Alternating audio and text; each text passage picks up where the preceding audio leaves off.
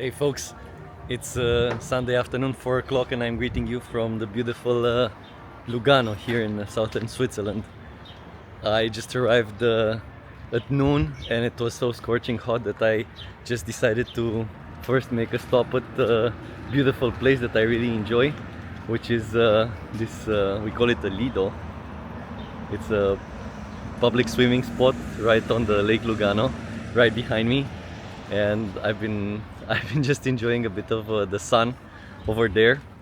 I wanted also to enjoy an Aperol Spritz, but because I wanted to record this video, I stuck with water, and now I'm gonna go for a walk here around. The weather is a bit strange. It's 1st of September, and it was very hot, unusual hot for this time, 31 degrees. And it seems, looking back at the mountains there right behind me, that a thunderstorm might be coming. So let's see, maybe we're lucky and we don't get soaking wet. So here's one of the favorite panorama spots of Lugano, and we can see here the Lake Lugano right in front, and I'm on the shore on a part of town which is called Paradiso. It's a very nice and quiet part of town, probably the nicest neighborhood of Lugano. And here this beautiful mountain that reminds a bit of of some tropical atmosphere is the Monte San Salvatore. You can actually take a funicular and go all the way up to it.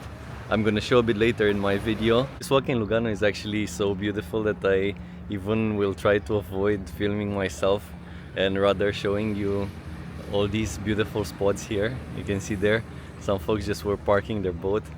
Some of these boats in the morning, you can see them going fishing on the lake, and there we can see a larger boat.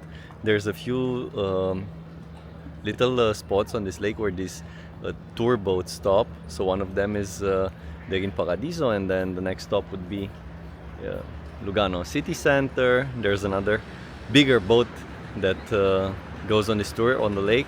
We can see they're heading from Lugano port, probably crossing on the other side.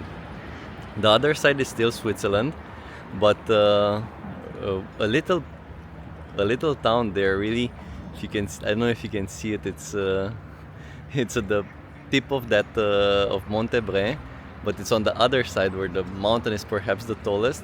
That actually is an enclave that belongs to Italy. So it's a piece of Italy that it's surrounded by Switzerland. A very interesting spot, and there's a big casino there. Also, a James Bond movie was filmed there, so it's very cool. So we're heading here now from Lugano Paradiso towards the main square, which is called, actually it's not the main square, but it's a very important square, more modern one. It's called Piazza Luini. There's a modern art museum there that was recently opened, maybe 5-6 years ago, and it's a very spacious, for Lugano standards, square. So I'm going to show you. So here we are heading towards Piazza Luini. You see this humongous modern art building. It's called Lugano Arte e Cultura. It's an art and culture center, so it has a museum. Also, it has a very nice concert hall, very big. I've been also to this museum and also to the concert hall for New Year's Eve event. It's amazing. This place where I'm now for the best perspective over the city of Lugano. It's actually the place where on the 1st of August, the Swiss national holiday, there's a big firework, and from this spot you can have the most beautiful view of this firework. It happens during the night, and with this backdrop of Monte Bre, you can enjoy for maybe 1 hour like a huge set of fireworks. This whole promenade gets filled with people. Now we're seeing it 1 month after. 1st of September, I was here on the 1st of August, and it was absolutely amazing. The weather didn't change at all. It's still super hot, and here behind my back we can see Lugano. It's actually a bit uncommon to see people swimming here, but because it's so hot, probably they couldn't hold it anymore and they just decided to jump in. Here actually is the place where 1 month ago I was enjoying the fireworks with my wife, and here it's the boat rental center where I usually rent boat. Look, also that speedboat is coming over there. They probably rented it. It's not so expensive. You can rent a boat for 1 hour, about 70 francs, and then you can have this whole beautiful lake to enjoy. If you rent it 2-3 hours, you can just go further down the field. behind those mountains, Italy opens up with a very beautiful perspective. You can also go on the other side, the more peaceful part of Switzerland, of the Lake Lugano, and just jump in the water, swim from the boat. All the boats have these stairs that you can use to climb back up, so it's really no problem. Just amazing. Here in Piazza Luini, right next to LAC, Lugano Arte e Cultura, we have a very interesting spot of Lugano. It's a bit unassuming, so if you don't pay attention, it's this little church here. You might miss it. This is a church that dates back to maybe the 1500s, and what makes it so special is that it has an absolutely amazing masterpiece of the Renaissance from a student of Michelangelo. Actually, it's this Luini that also gives the name. It's his interpretation of the Last Supper, and also of other gospel scenes, which is very beautiful. Of course, right behind me is something that attracts more people. It's the Louis Vuitton, because of course, art, Renaissance art is something for the acquired taste. And I'm gonna try to get inside and give you maybe a quick shots. I'm gonna try not to say anything while I'm inside, so that I don't bother. After all, it's still a church. So let's go. So I have to apologize, I couldn't enter. Apparently there's some event, and there was a person preventing me to entering. But here on the outside of the walls, there's also some of these frescoes. So if you can imagine, just outside here, we can see these Renaissance masterpieces that are authored by the same author. And here is sort of this interior courtyard of this convent, and these frescoes that remained here. They're not as colorful and as majestic as what we have inside, but also very, very beautiful. A very interesting thing to notice here is the architecture of Lugano. So Lugano experienced a few stages in its development. It first started at the end of the 19th century, when tourism was taking off in Switzerland, and it started then with building these let's say emblematic hotels and casinos, maybe the concert hall in the center, etc. And then there was another big boom in the 60s and 70s, where a lot of these type of concrete modernistic structures, by that time some might call them brutalist structures, were spread across these mountains. And what's very interesting here in Lugano is this sort of layered architecture that you might be familiar from pictures also of Monte Carlo, for instance. So it's the same era of architecture, and because the geography is very similar in the sense that it's surrounded by hills that are very steep, houses are actually built in this staggered way, almost on top of each other, which gives also a very specific look. And they're tall. I mean, for Swiss standards here, it's not uncommon to have buildings 7, 8, 9 stories high.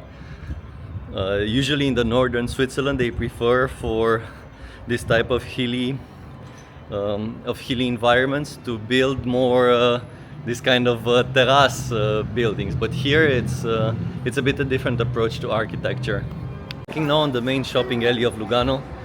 This is really the most pleasant thing to do when you're on a hot day like this one, because the buildings are very close to each other, and it gives a very refreshing vibe. And here we can find all these like luxury brands here. You know, you have Rolex, Louis Vuitton, everything that you can imagine. I never entered in any of these stores. It's not really my style. I like to dress more normal with H&M kind of clothes, but there's a lot of people that really appreciate this stuff here. You can see them actually, that people are much more fashion conscious here in south of Switzerland, especially in Lugano. Everybody wears designer stuff. You can even tell the people coming from the north of Switzerland, they sometimes dress in this functional clothing. They're completely out of place here where people are so fashionistas. Yeah, and also dogs, they have a lot of dogs. So here the beautiful shopping alley with all these older buildings. These are the buildings from the first generation that I was mentioning you. Some of them are a bit older maybe. And also, it was very interesting is that among them, we will see a bit further, there's even churches placed in the same row approach. Some of them with very interesting interiors. Another interesting thing here in Lugano, which sets it apart from the rest of Switzerland, is how much ice cream people eat here. So there's ice cream at all corners, and all of it is delicious. Uh, it's this type of gelato Italiano, and especially like the pistachio and the and the chocolate one is absolutely amazing. There is a very big Vanini store, which is one of the local producer of this ice cream, and there's always a huge line there to wait, especially on summer days, but also spring, autumn. Everybody eats ice cream here. It's amazing. I'm also a very big fan of it. So one thing that I noticed today when I was coming back from the train station, which is located uphill, and arrived in this main square, is that there's a boat exhibition, and it's with boats that are also for sale. These are the type of boats that you can actually drive in this lake. There are these speedboats, especially these ones, are super powerful, like this wakeboarding boats. I believe some of these cost around like 200, 250,000, but they have also smaller ones there on display. Prices ranging from 25,000 to from the cheapest to a few 100,000 for the bigger. So apparently, it's a there's a big market also for this kind of stuff here. I don't really think it's worth it if you can always rent and not worry. But here we are in the main town square, and it's full of these boats. It a bit spoils the atmosphere of the main town square because otherwise you'd feel more spacious here and probably more tables, restaurants. But now it seems that they rented this stuff here. I'm walking by next to the one of the hotspots of Lugano, especially for this cooler people working in fashion or creative industry. So here it's the most beloved brunch place in the whole Lugano. If you come in the morning, on a Sunday morning, it's like a fashion show here. Everybody just showing off their clothing, their style. I like it. It's very interesting to come here and observe. Do some people watching, of course. Luganese are very fashion conscious because we're also very close here to Milano. No more than 30 minutes by train. And of course, the influence of the fashion capital of Europe can be felt also here. Here, another example of this late 19th century architecture when Lugano was put on the map for tourism, especially for the cold season. Many people from Russia, for instance, were traveling either here or to Nice to spend their winters. I think it's still in fashion. You can also hear still a lot of Russian being spoken here. Another tourist group that is very interested and always present here in Lugano are people from the Middle East. You can see them. They're very elegantly dressed, but they have their specific dress codes, with the women wearing this head covers and longer clothing. Now through this gallery, again something reminiscent of Milano, the famous Galleria Vittorio Emanuele in Milano. Here we have a smaller version of it in Lugano. It's built around the same time. Some shops here, and shortly another very interesting church that I discovered recently, also a Catholic church. Here, of course, being Italian speaking, the Protestant influence from northern Switzerland isn't felt, so everything is Catholic. And Catholic, of course, they put a lot of value in these depictions of biblical scenes, painting, sculptures. That's what it makes it very artistically rich. This branch of Christianity. So here we are, Chiesa San Rocco. These beautiful Renaissance paintings, frescoes. The beautiful altar.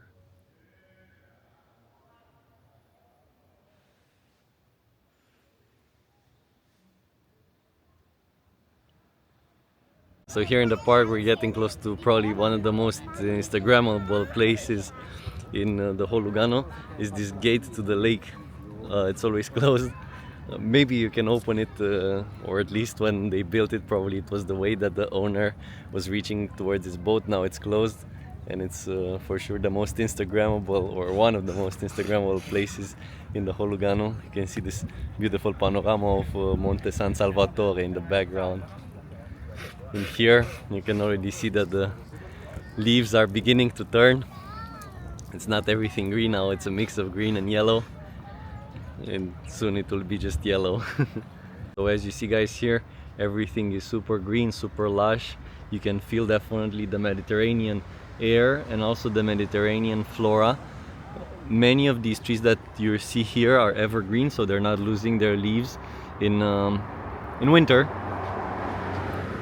And it's definitely a big change once you go across the Alps from what you can see in northern Switzerland in terms of vegetation. Folks, we're coming close to another spot that I really love. It's sort of a party street, but it's this type of more classy cocktail drinks party. People come nicely dressed here in the evening.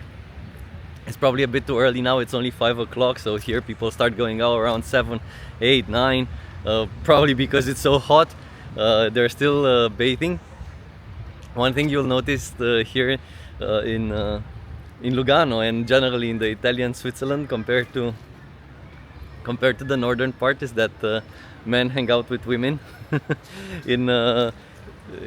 I know that might sound funny, but in the northern part, generally women hang out with women and men hang out with men, and they kind of like form these groups that they don't interact. It seems like there's some tension between the sexes that you don't feel at all here. So that's another amazing thing here. Well, it seems that it's closed, this area behind my back. They're saying that they're gonna reopen it on the 5th of September. It's really a shame because it's very nice here. So here another beautiful perspective of Monte San Salvatore, and also this public bathing spot and this place that I was telling you, Lugano Marittima, but it's unfortunately closed today. The thing that makes this place very attractive, it's its proximity to Italy, and Milano, which is 30 minutes by train, is really a place where you can get everything. It's the richest place in Italy, the biggest metropolis.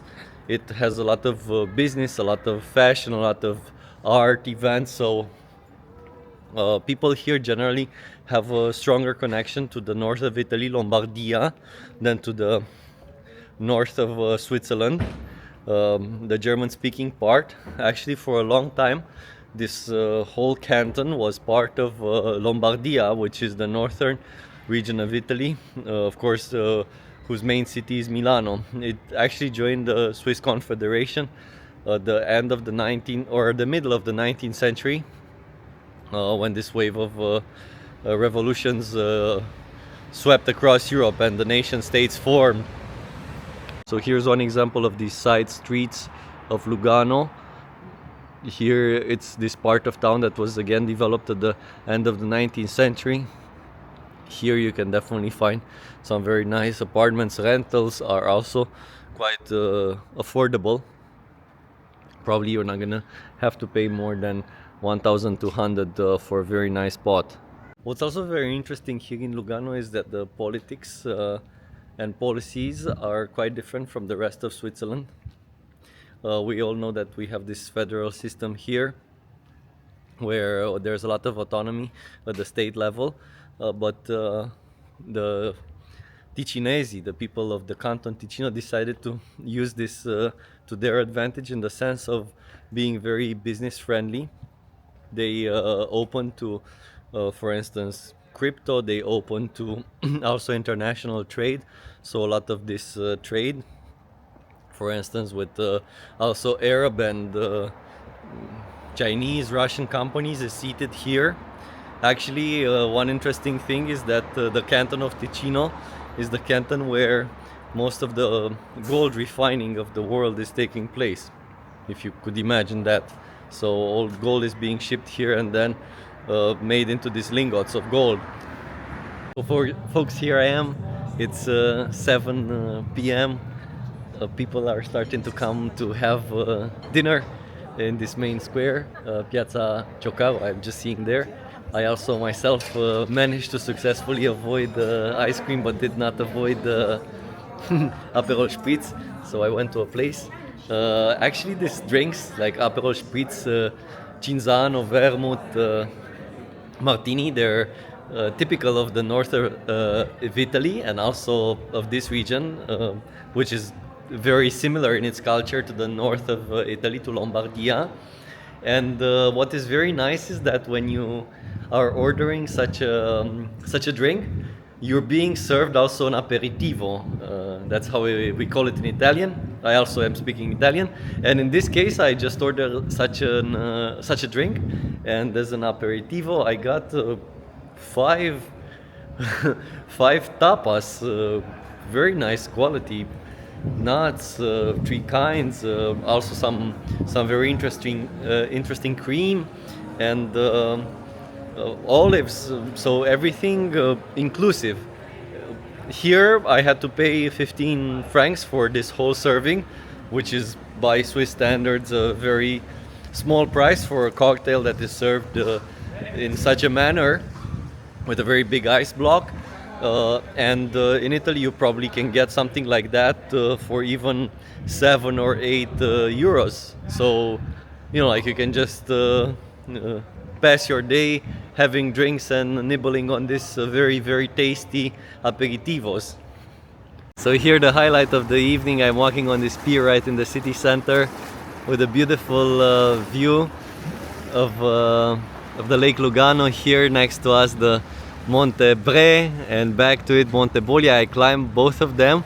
The taller one is actually quite a long and hefty climb. It probably takes about 4 hours to get to the top, and its ridge actually separates Italy from Switzerland.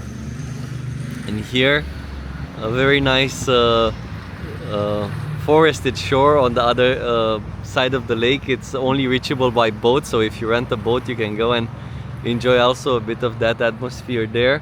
And of course, here to the right, the iconic Monte San Salvatore with Paradiso. Paradiso being this section of the town. It's actually a comune, how we call it in Italian, on its own, whose name is called in Italian Paradise, and I can definitely see why that's a suitable name.